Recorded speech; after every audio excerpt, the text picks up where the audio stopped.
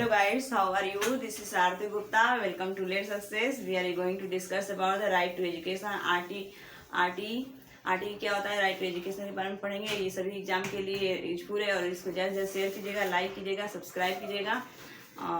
तो स्टार्ट कर देंगे। राइट टू एजुकेशन का हिंदी में क्या बोलते हैं? शिक्षा का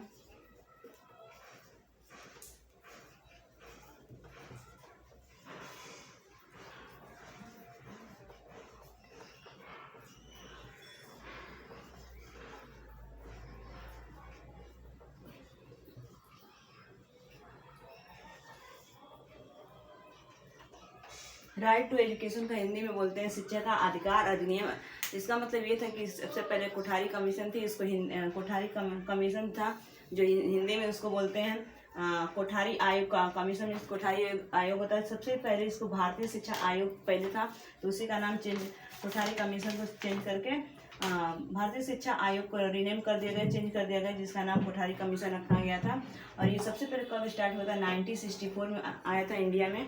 1964 और 1964 से 1966, 1964 से लेके 1966 में ये स्टार्ट हुई थी। इसकी जो शुरुआत हुई थी कोठारी कमीशन को हिंदी में बोलते हैं कोठारी आयोग। जो कोठारी आयोग था, जो शुरुआत की गई थी उसको 1964 में शुरुआत की गई थी।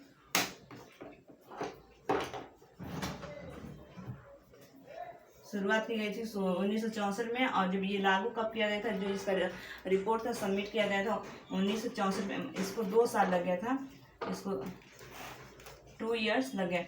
जो ये कोठारी कमीशन था राइट टू एजुकेशन, इसको सबमिट करने के लिए जो इसका रिपोर्ट कार्ड था उसको 2 साल लग गया था, 1664 से लेकर 1666 तक। और इसी का इनका जो कोठारी आयोग का पूरा नाम था डॉक्टर DS कोठारी, जिसका फुल फॉर्म होता है दौलत सिंह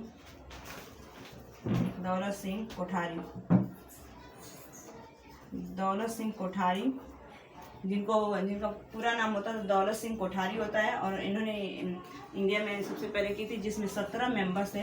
कितने मेंबर्स थे? 17 मेंबर्स थे। 17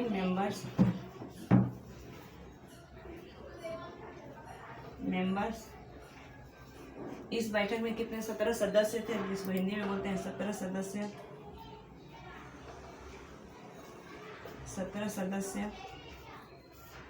जो शिक्षा का अधिकार अधिनियम था वो कोठारी डॉक्टर दौलत सिंह कोठारी ने स्टार्ट किया था 1664 से लेकर 1666 तक। और इसमें जो बैठक हुई थी, जो मीटिंग हुआ था, उसमें कितने सदस्य पूछेंगे आपको, तो उसमें जो सदस्य थे 17 सदस्य थे।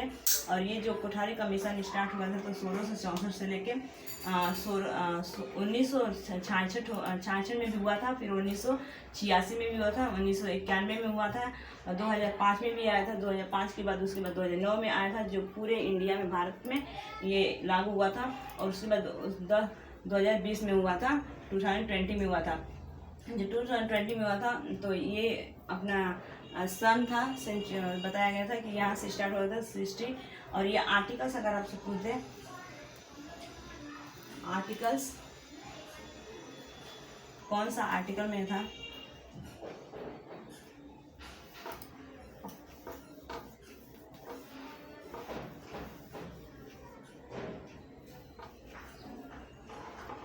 चेयरमैन जो राइट टू एजुकेशन के जो फर्स्ट चेयरमैन थे वो DS कोठारी थे। Chairman doctor DS Kothari. और इन्होंने अपने ही नाम से ये कमीशन लाया था, आयोग लाया था कि जो शिक्षा था, पहले की शिक्षा जो थी शहर में सबसे ज़्यादा टीचर थे। जो शहर में जो टीचर थे सिटी में वो अच्छे से बच्चे लोग को जो थे पढ़ाते थे, लेकिन गांव में जो थे वो अच्छे से नहीं पढ़ाते थे। वहाँ पे क्या था, किसी तरह से वहाँ पे न तो सुविधा रहती थी, कोई फैसिलिटी रहती थी, न पीने के लिए पानी रहता था, न टॉयलेट था। ये सब लाया गया था। तो डॉक्टर DS कोठारी जो थे उन्होंने बताया था कि ये हमें ऐसे प्लान करना चाहिए, ऐसे प्लान करना चाहिए जाकि गांव के जो बच्चे विलेज के वो लोग भी क्या करें, पढ़ें और अपने पैर पर क्या करें खड़ा होकर और अच्छे से उन्हें शिक्षा एजुकेशन प्रोवाइड करना चाहिए, शिक्षा देनी चाहिए। इनको डॉक्टर जो पर्सन थे, चेयरमैन थे, तो डॉक्टर DS कुठारे थे, दौलत सिंह कुठारे थे। और कौन सा आर्टिकल में आता है, तो आर्टिकल आपको पूछेगा, अनुच्छेद आर्टिकल पूछेगा आपको, आर्टिकल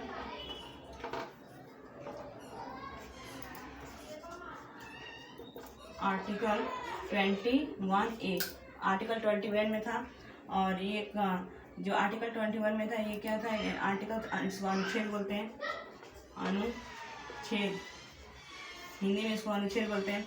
और जो ये नियम जो था 2009 में था, लॉ किया गया था, लॉ पास किया गया था, ये कानून की तरफ से क्या था, राइट टू एजुकेशन इंडिया में पास किया गया था। 2009 में इसको पास किया था, जुलाई में किया गया था, 14 जुलाई को ये पास किया गया था।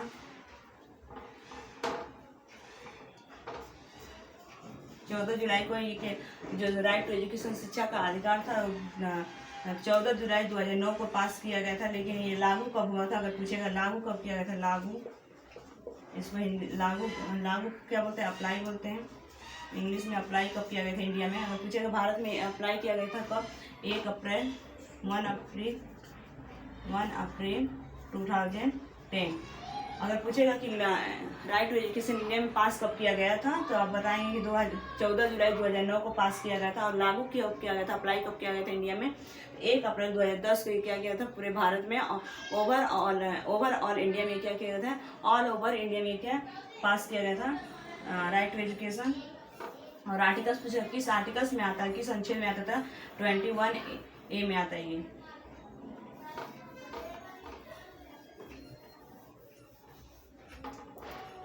इन्होंने जो कोठारी कमीशन थे, जो डॉक्टर दौलत सिंह थे, उन्होंने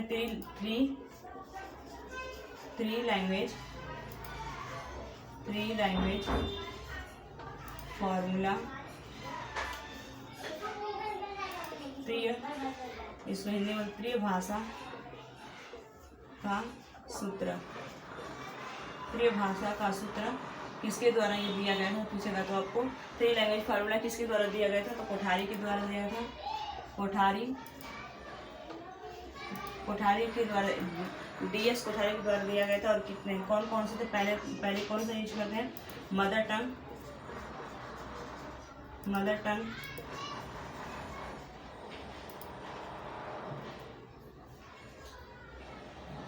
टंग जिसको हिंदी में बोलते हैं मातृभाषा।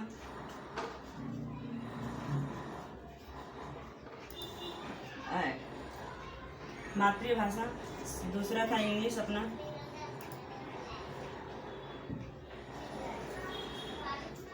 इंग्लिश। और थर्ड था हिंदी अपना।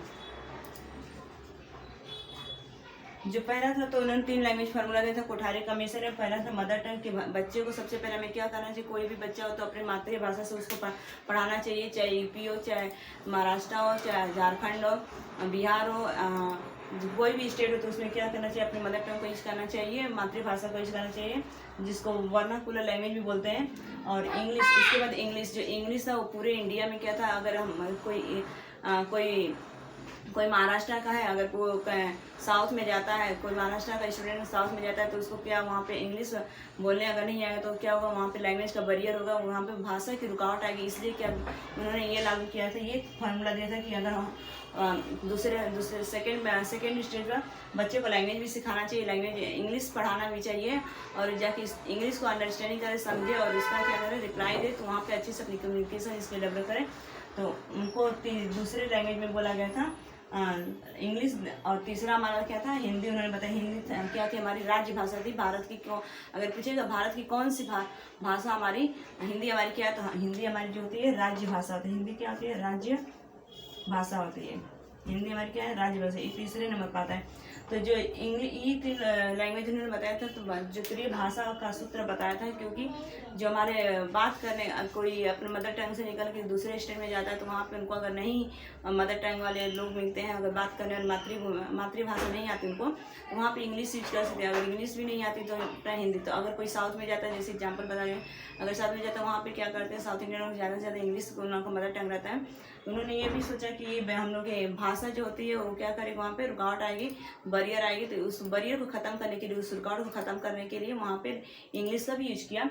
किसने यूज किया था? तो कोठारी जी ने किया, दौलत सिंह कोठारी ने यूज किया था। तो ये 3 लैंग्वेज फार्मूला था। और हिंदी हमारी क्या है? राजभाषा के रूप में मानी जाती है। एक आपको और बता दे रही हूँ, पूछेगा फार्मूला किसने दिया था? 3 language formula given by DS Kothari ने दिया था। पूछेगा कि त्रिय भाषा का सूत्र किसके द्वारा दिया गया था? तो आप लोग बताएंगे DS कोठारी, जिनका पूरा नाम था दौलत सिंह कोठारी था। और अगर ये पूछेगा रिकमेंडेड किसने किया था? रिकमेंडेड बाय मैंने संशोधन किसके द्वारा किया गया था? संशोधन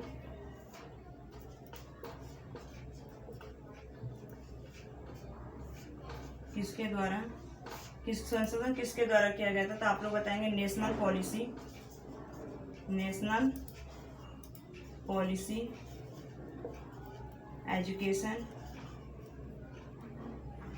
एजुकेशन, जिसको हिंदी में बोलते हैं भारतीय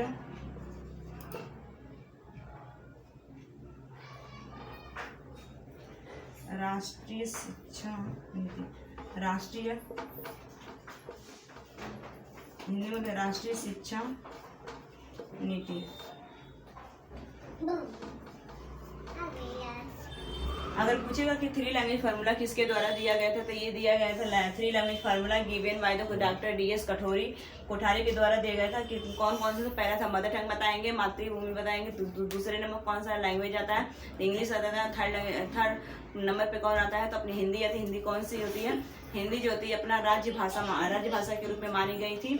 और जो अगर पूछेगा रिकमेंडेड किसके द्वारा किया गया था? तो नेशनल पॉलिसी एजुकेशन के द्वारा गए थे, जिसको हिंदी में बोलते हैं राष्ट्रीय शिक्षा नीति। हिंदी में बोलते हैं राष्ट्रीय शिक्षा नीति, और रिकमेंडेड को बोलते हैं संशोधन। क्योंकि जो शिक्षा का स्तर था, जो शिक्षा का लेवल था, एजुकेशन का जो लेवल था, इतना जो विलेज में था, गाँव में था, वहाँ पे इतनी खराब थी, इतनी घटिया थी, कर सकते हैं कि वहाँ पे जो प्रॉपर कोई भी चीज़ नहीं था। न तो टीचर थे, न तो कोई फैसिलिटी रहती थी, न टॉयलेट था, न वॉशरूम था, न ड्रिंकिंग पानी पीने के लिए कुछ था वहाँ पे। इसलिए उन्होंने सोचा कि हमें भी गांव के लोगों को, जो गांव के बच्चे होते हैं, उनको भी पढ़ाना है और उनका शिक्षा का अधिकार है। तो ये सब उन्होंने स्टार्ट किया था सबसे पहले कोठारी जी ने।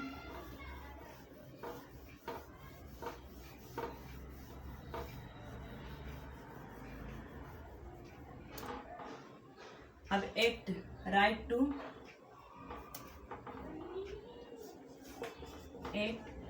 Of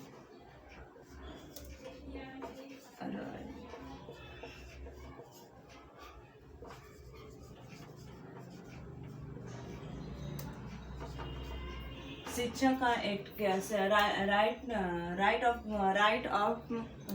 of the right to education, शिक्षा का अधिकार अधिनियम का एक्ट क्या था? तो सबसे पहले अब तो यहाँ पे हम बताएंगे free and compulsory education. Free and compulsory education, free and compulsory मुक्त, हिंदी में इसको बोलते हैं मुक्त और अनिवार्य शिक्षा। जो ये एक्ट लागू किया गया था, राइट शिक्षा का अधिकार अधिनियम का जो एक्ट लागू किया गया था, फ्री एंड कंपल्सरी एजुकेशन, जो सभी बच्चों को कितने साल के, अगर एज पूछेगा आपको तो बताएंगे 6 to 14 ईयर्स। 6 to 14 ईयर्स के बच्चे को, ये बच्चे कौन थे? ये बच्चे नॉर्मल, ये किसमें आते हैं? नॉर्मल आते हैं, नॉर्मल चिल्ड्रेन, जिनको हिंदी में बोलते हैं सामान्य बच्चे। फ्री एंड कंपल्सरी एजुकेशन, जो फ्री एंड कंपल्सरी एजुकेशन जो दिया गया था, उसको हिंदी में बोलते हैं मुक्त और अनिवार्य शिक्षा, जो कि सभी बच्चे का ये अधिकार था शिक्षा ग्रहण करने का, शिक्षा लेने का। तो इनका एज अगर पूछेगा नॉर्मल बच्चे के लिए कितना था, तो आप लोग बताएंगे 6 से 14 साल था। और अगर आपको डिसेबिलिटी बच्चे के लिए पूछेगा तो बताएंगे 6 to 18 years. 6 to disable disable children, इसको बोलते हैं डिसेबल चिल्ड्रेन, डिसेबल चिल्ड्रेन।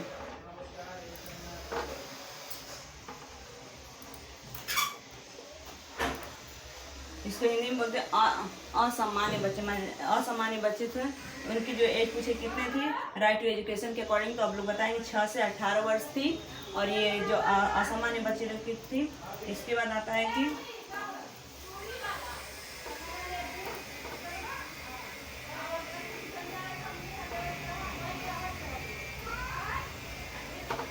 एक चीज और बता दें, अमेंडेड पूछेगा आपको, अमेंडमेंट,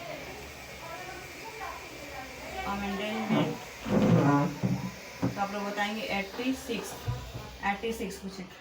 और यहाँ पे राइट टू कंपलसरी एजुकेशन हो गया, एज हो गया, तो ये रहा आपका राइट टू एजुकेशन के बारे में, शिक्षा का अधिकार। लेकिन यहाँ अगर टीचर और स्टूडेंट का रेशियो पूछेगा,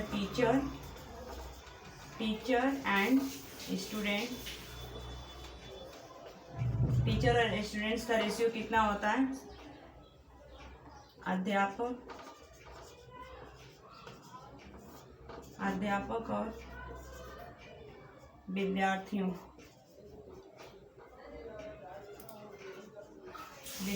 अगर आपको पूछेगा कि अध्यापक और विद्यार्थियों का रेशियो कितना था, तो आप लोग बताएंगे कितना था, 1:30। मैंने 1:30 का इन्होंने अनुपात बनाया था कि 30 बच्चे पर कितने होने चाहिए, 30 बच्चे पर कितने टीचर होने चाहिए, एक टीचर होने। अगर 60 बच्चे हो तो 2 टीचर होने चाहिए। अगर 60 से ज़्यादा 90 हो तो वहाँ पे 3 टीचर होने चाहिए। और 150 बच्चे वहाँ पे हो तो 150 हो तो वहाँ पे आप लोग बताएंगे 5 टीचर और एक हेड मास्टर। हेड मास्टर को बोलते हैं प्रिंसिपल, हेड मास्टर या प्रिंसिपल, एक वहाँ पे प्रिंसिपल होना चाहिए। 150 का जो रेशियो रहेगा तो वहाँ पे बताएंगे आप लोग 5:150 का, और एक हेड मास्टर होना चाहिए। तो ये था right to education.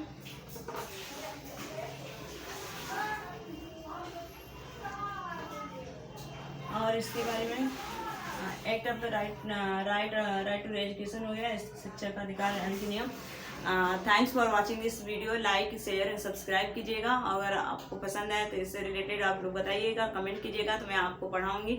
Next video में मैं NCF पढ़ाऊंगी, नेशनल पॉलिसी एजुकेशन क्या होता है।